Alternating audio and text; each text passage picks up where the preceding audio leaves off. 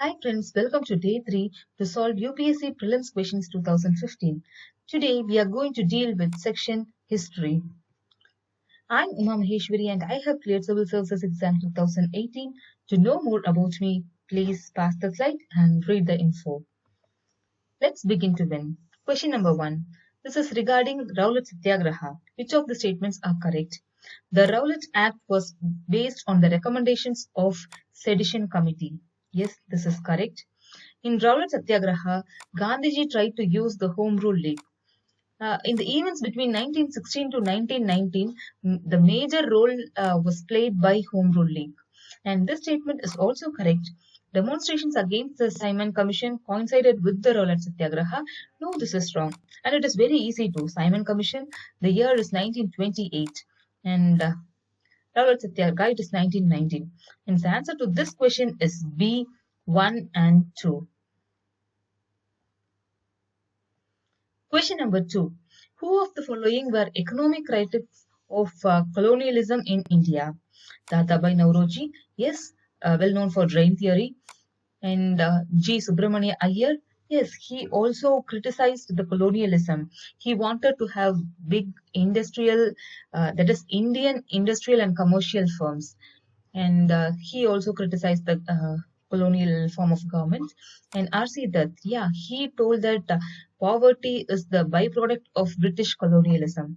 And hence, all these three are correct. The answer to this question is D, 1, 2, and 3.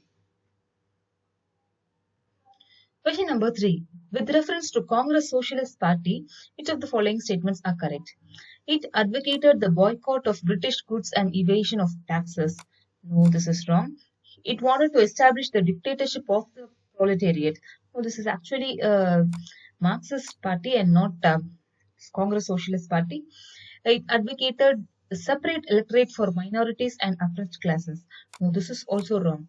The answer to this question is D, none. You can read the salient features of Congress Socialist Party. These are the main features. It also advocated a democratic socialism, which is very different from both Marxism and reformist social democracy. Question number 4.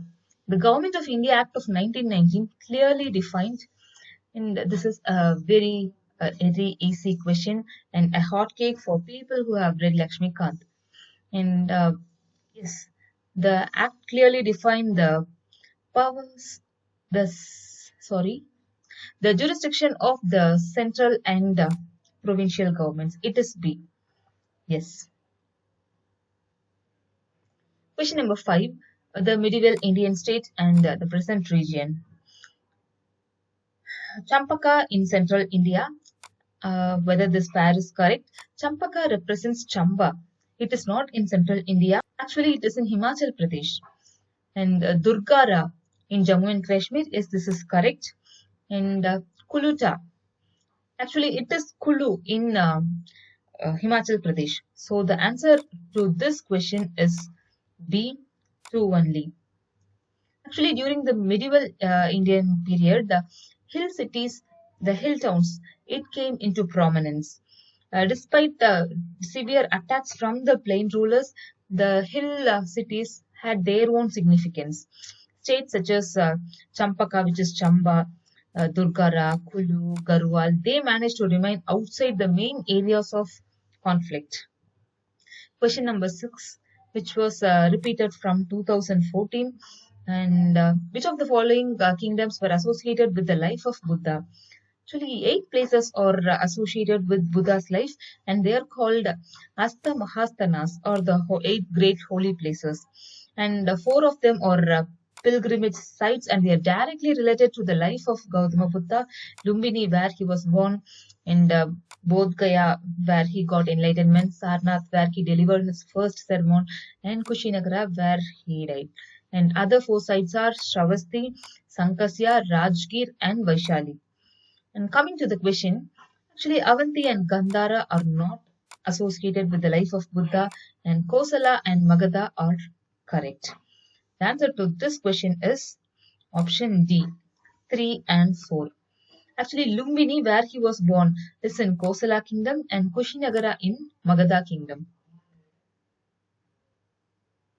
Question number 7. The arrival of Babur into India led to the introduction of gunpowder. No, actually gunpowder was known before Babur itself. And introduction of the arch and dome in the region's architecture, this is also not correct because the Delhi Sultanate introduced the Islamic architecture. Establishment of Timurid dynasty, this is correct. The answer to this question is B, 3 only. The Chinese gunpowder was in India by the 14th century. And Babur was a descendant of Timurid dynasty, and he descended from the warlord Timur and led to the establishment of this dynasty in the region. Question number 8. Who of the following organized a march on the Tanjore coast to break the salt law in April 1930? The answer to this question is B, Rajagopalachari. And he led the salt disobedience march from Tiruchirappalli to Vedaranyam on the Tanjore coast in April 1930. He was also arrested for leading the salt march. Question number 9. Who of the following founded the new city? Just read all those things. And along the river Krishna. Actually, the answer to this question is C, Harihara. And he established the Vijayanagara Empire along with Bukka. Vijayanagara, or the city of victory, was the name of this empire, and it was founded by Harihara and Bukka in 1336. It was actually in the Krishna Tungabhadra Doab. Question number 10. The first woman president of Indian National Congress was Sarojini Naidu. A hotcake question for the people who are well aware of modern India. No, this is wrong. It is Annie Besant. The first Muslim president of the Indian National Congress was Badruddin Tyagi. This is correct. The answer to this question is actually B, 2 only. Question number 11. With reference to the cabinet mission, which of the following statements are correct? It recommended a federal government. Yes, this is correct. It recommended a loosely three-tier federation. And this is correct. It enlarged the powers of the Indian courts. No, this is wrong. It provided for more Indians into the ICS. No, this is also wrong. The answer to this question is actually A, 1 only. Cabinet mission is another important mission. Please do read the features of it. India was to remain united. It was to have a weak central government controlling only foreign affairs, defense, and communications. The cabinet mission, it proposed a weak center with provincial autonomy, and thus it proposed a federal structure of the government.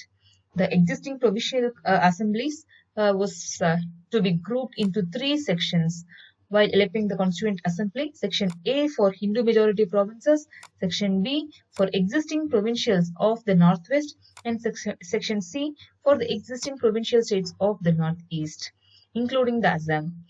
These sections or groups of provinces would comprise various regional units. They would have the power to set up intermediate level executives and legislatures of their own. That is, they have entire autonomy to control their own affairs. All the subjects other than the union subjects, which are foreign affairs, defense, and communications, and all residue powers would be vested in the provinces. This is very, very important. Please memorize it. Question number 12. With reference to art and archaeological history of India, which one among the following was made earliest? Actually, the answer to this question is B, Rocket Elephant at Dhauli. You can see the images. It's Lingaraj Temple in Bhubaneswar, which was created in 11th AD. And this is the rocket elephant at Dhauli, and it was created during Ashoka's reign, which is 272 to 231 BC. And this is the Pancharathas at Mahabalipuram. And these are 7th century AD, the Pallava creation. And finally, you can see the Varaha image at Udayagiri, and it is 5th century AD, the Gupta era creation. Question number 13. Kalamkari painting refers to, actually it refers to a handmade painted cotton textile in South India. See how rich and royal it is. Kalamkari painting is a type of Indian folk textile art that involves freehand drawing and painting or printing on cloth Mostly cotton. Kalahasti and Machilipatnam in Andhra Pradesh continue to be the nerve centers of this kalamkari activity. Question number 14. With reference to Indian history, which of the following are essential elementary elements of the feudal system? Feudal system in the sense, if there is a weak center and uh, these are the surroundings in the kingdom, and based on the land ownership, the that is who possessed the land, they became the vassals to the king. That is, they support the king if in case of war with their troops. And this happens only when the central kingdom is weak. And this allows a decentralized setup, that is the feudal lords. They emerged. A very strong centralized political authority and a very weak provincial or local political authority. No, this is not feudal system. And emergence of administrative structure based on control and possession of land. Yes, this is correct. Creation of lord vassal relationship between the feudal lord and his overlord. Yes, this is also correct. The answer to this question is B, 2 and 3. Question number 15. Which one of the following movements has contributed to a split in the Indian National Congress, resulting in the emergence of moderates and extremists?